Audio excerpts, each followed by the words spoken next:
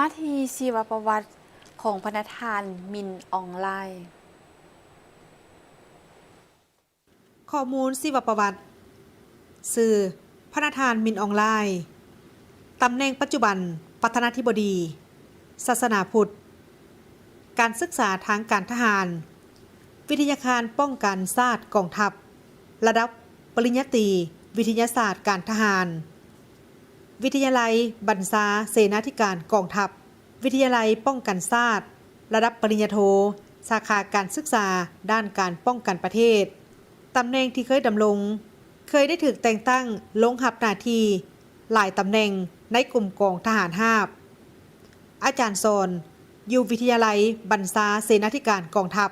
ผู้บัญชาการกองพลทหารราบผู้บัญชาการโรงเรียนนายห้อยกองทัพประธานสภาสันติภาพและพัฒนา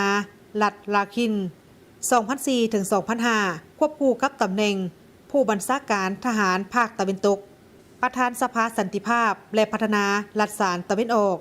2005 ถึง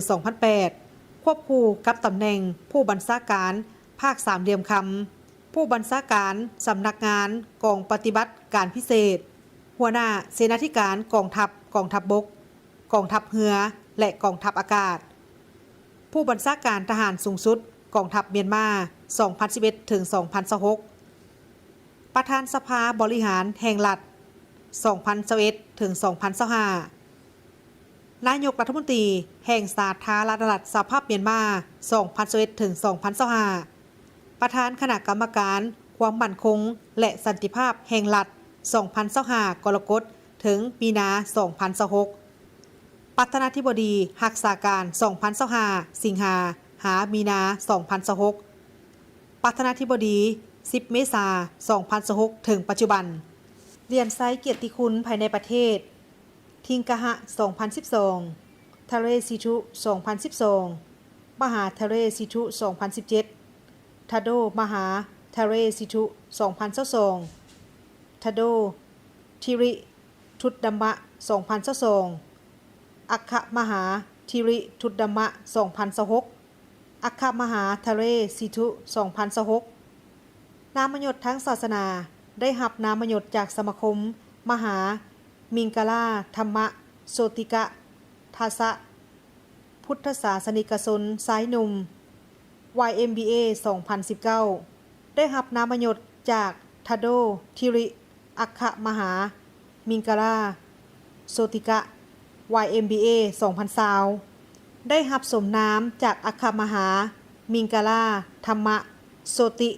กัทสะ YMBA 2020 เหรียญรางวัลนามยศที่ได้รับ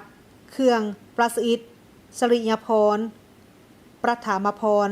มงกุฎไทย 2013 รางวัลเกียรติคุณความกล้าหาญชั้นหนึ่งกองทัพมาเลเซียปี 2013 เครื่องประสิทธิ์สริยพรประถามพรสร้างเผือกปี 2018 ปริญญาดุษฎีกิตติมศักดิ์จากสถาบันการศึกษาตะวันออกสังกัดสถาบันวิทยาศาสตร์รัสเซีย 2020 ศาสตราจารย์กิตติมศักดิ์วิทยาลัยการทหารรัสเซีย 2021 เรียนไซอเล็กซานเดอร์นอฟสกีของสหพันธ์รัสเซีย 2023 ปริญญาดุษฎีกิตติมศักดิ์ปริญญาเอกสาขาบริหารรัฐจากมหาวิทยาลัยยางกุ้ง